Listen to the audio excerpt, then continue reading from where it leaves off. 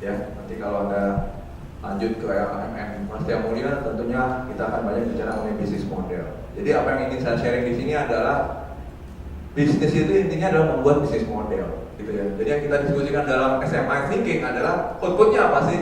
Membuat bisnis model. Itu outputnya, creative thinking. Ya. SMI ini merupakan urutan, jadi jangan dibalik-balik. Ini merupakan urutan yang sequential gitu ya. Strategik dulu, multi perspektif, baru integratif. Urutannya seperti itu. Solusi inilah peran dari SMI thinking. Jadi SMI thinking adalah identifikasi dan solve the problem.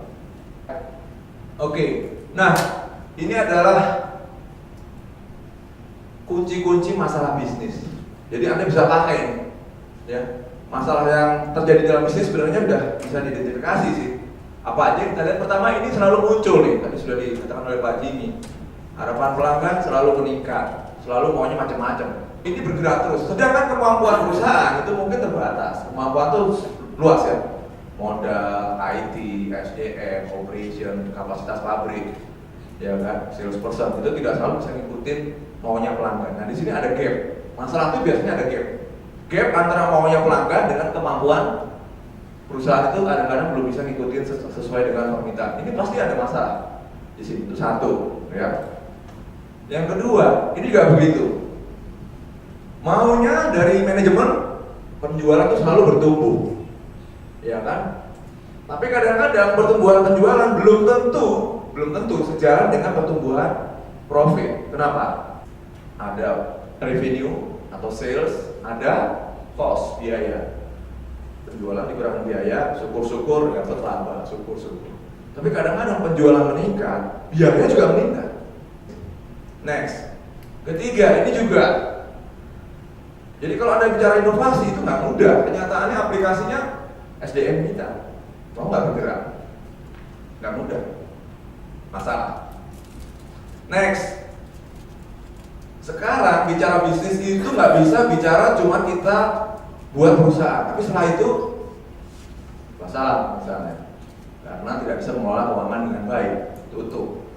Nah ini nggak bisa, karena Anda ada kewajiban-kewajiban keuangan, apalagi kita pinjam uang di bank, itu harus dibereskan. Jadi intinya adalah pertama dari perspektif keuangan, yang kedua dari perspektif bisnis adalah persaingan. Artinya bisnis harus berlangsung terus, ya, menghadapi persaingan begitu dinamis, relatif produk-produk kita mudah di-copy katanya. Kok mudah ditiru sih? Ya. Nah ini tantangan bagaimana bisnis bisa sustain, bisa terus-menerus menghadapi dinamika persaingan yang begitu ketat. Ini masalah. Next, ini sekarang mulai muncul nih isu ini, yang tadinya nggak kepikiran, bahwa bisnis juga terkait dengan perspektif sosial dan budaya. Ini iya. Ini isu mulai, maka sekarang timbul CSR kan. Nah, CSR salah satu mencoba untuk mengatasi ini, tapi tentunya belum optimal ya. Nah ini yang sekarang lagi marakkan. Jadi bagaimana juga perspektif lingkungan menjadi salah satu isu penting sekarang. Bahkan ada kecenderungan perusahaan kalau tidak memiliki sertifikasi lingkungan dipertanyakan. Tadi kalau mau ekspor, kalau kita mau minjem uang di bank agak sulit sekarang. Oke, nah berangkat dari masalah ini, maka kita bisa menyimpulkan masalah di situ kompleks. Kita harus mikirin produk kita, harus mikirin masyarakat setempat, harus mikirin lingkungan, harus mikirin sosial. Cukup luas yang harus kita pikirkan. Itu berarti kompleks artinya. Dan kedua, ketidakpastian. Ketidakpastian ini artinya adalah bahwa ya kita bicara ekonomi, kita bicara nilai tukar sekarang misalnya, kita bicara teknologi. Jadi masalah bisnis seperti itu. Nah ini kita coba angkat apa yang bisa kita tawarkan dalam bentuk solusi terhadap masalah bisnis yang kompleks dan tidak pasti. Ini contohnya, dalam bentuk ilustrasi yang kompleks dan tidak pasti itu intinya ruwet. Jadi kita harus menikmati keruwetan itu. Ruwet itu artinya memang ya kayak gini masalahnya. Tipsnya adalah letakkan masalah Anda di tengah. Ya, letakkan Anda masalah Anda di tengah. Tinjau dari berbagai macam hal. Nah ini nanti masuk ke multi perspektif. Tinjau dari berbagai macam hal yang kompleks dan tidak pasti itu di sekitarnya. Untuk itu di dalam memberikan solusi tadi kita menawarkan ya yang disebut dengan winning tools tadi, yaitu strategik, multi perspektif, integratif. Gitu ya. Oke, kita lihat satu-satu. Strategik adalah ini decision making. Kita Kita mungkin sudah tahu diagram ini kali, decision tree. Cara berpikir ini kita coba bentuk. Ya. Biasanya seorang engineer ini cepat untuk membaca kayak gini. Jadi isunya adalah membagi, memecah. Masalah ini kita pecah.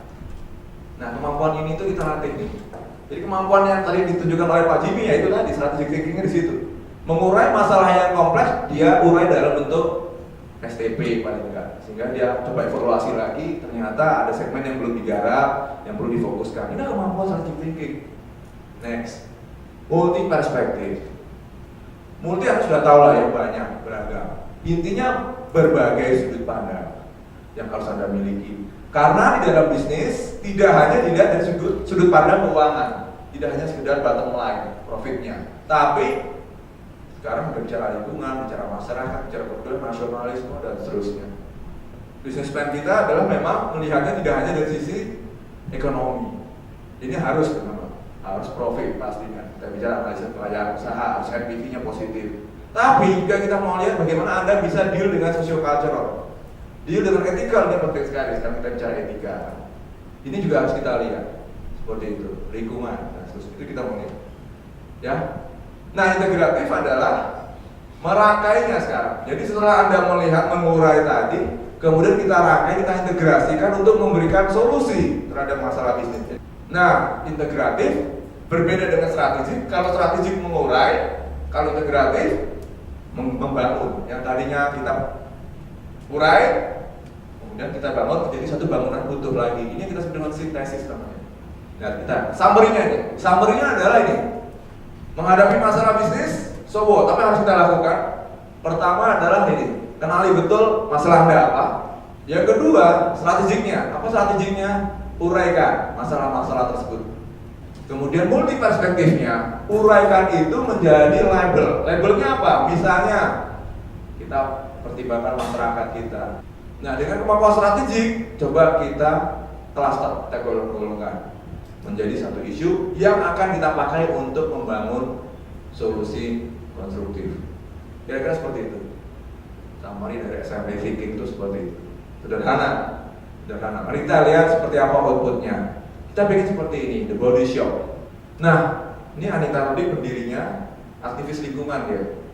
Jadi dia tidak hanya peri kemanusiaan, tapi juga peri ke kehewanan, kebinatangan. Ini sangat mencintai binatang. Nah, ini yang pernah kita kenal selama ini, triple bottom line itu kan, people, planet, profit. Ini yang tadi. Ini minimal 3 ini lah minimal. Syukur-syukur nambah lagi bicara etika dan seterusnya, kultur dan seterusnya. Ini sekarang sudah masuk ke dalam indikator GRI. GRI itu juga kayak GAP. Kalau kita misalnya mau go global, itu Anda harus memenuhi 3P itu.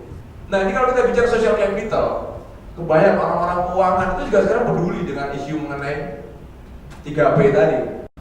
Nah, ini juga saya berikan gambaran bahwa CEO global, board of director global, ini mereka mengikat suatu agreement bersama, yaitu corporate citizenship. Kita ini warga dunia ceritanya, yang peduli pada 3P tadi. Ini CEO besar.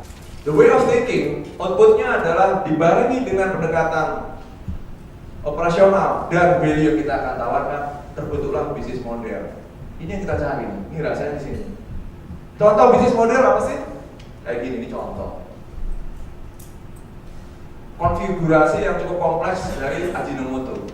Dia bicara mengenai bagaimana konfigurasi untuk planet. Bagaimana dia konfigurasi untuk partnership dengan people, punya konfigurasi bisnis. Ini bisnis.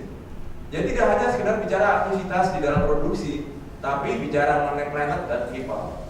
Konfigurasi dengan people, capital, proses, memiliki value masing-masing.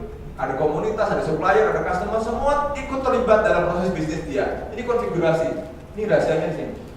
Jadi kita membuat ini bisnis model. Ya, bisnis boleh sama, bisnis model yang berbeda. Ini rasanya gitu. Nah, ini yang ingin saya sharing dengan apa yang kiprah Pastor Mulia selama ini. Ini yang namanya GS Vision, tadi sudah disampaikan oleh Pak Giri di depan. Global Social Venture Competition. Ini adalah suatu kompetisi bergengsi bisnis plan tingkat global, tingkat dunia. Kita buktikan bahwa bisnis plan kita bisa bersaing di tingkat global. Nah, ini contohnya di bimbingan saya. Ini anak malam itu artinya kelas bisnis manajemen. Kalau kita kan ada yang kelas reguler, yang fresh. Nah, bisnis plan-nya adalah menanam bakau. Menanam bakau sebagai apa? Untuk menahan gelombang laut. Yang menarik adalah bahwa dari bakau ini ternyata pendekatan ekosistem mensyaratkan adanya biota laut yang namanya kepiting. Dan kepitingnya khas, namanya kepiting bakau. Dia menanam, memakan ini ya, memakan akar-akar. So kepiting itu yang dibudidayakan, diekspor ke Jepang. Dari hasil video itu dia bangun lingkungan, perbaiki lingkungan setempat untuk masyarakat dan sekolahnya pun juga diperbaiki sehingga masyarakat sejahtera, lingkungan dikelola dengan baik, dapat duit, dapat profit. 3P lagi tuh, profit, people, planet. Kita selalu finalis, nomor satunya Columbia Business School, nomor 2-nya Prasetya, nomor 3-nya MIT. Ini kelas bisnis global dunia. Ya, Tama 1 dari Thailand. Inilah peserta-pesertanya. Ada dari macam-macam. Pasti ada London Business School, George Washington dan seterusnya. Yang nomor 2 itu tahun 2009 kita juara pertama tadi yang Eco Fabrik tadi. Yang bata dari kotoran sapi tadi itu di 2009. Kita nomor 1 dunia loh nih. Kita nomor 1, nomor 2-nya Dartmouth, nomor 3-nya George Washington. Ini kita pernah nomor 1. 2010 kita dapat Innovation Award. Nomor 1-nya adalah Stanford, nomor 2-nya Harvard, nomor 3-nya dan seterusnya Anda baca sendiri. Nah yang 2011 itu kita yang Media Magnify. Jadi kita sudah buktikan bahwa pendekatan bisnis plan kita yang strategik, multiplasi dan integratif di kita ini ya memang sudah kualitas dunia. Seperti itu ya. Oke, begitu cerita dari saya. Terima kasih.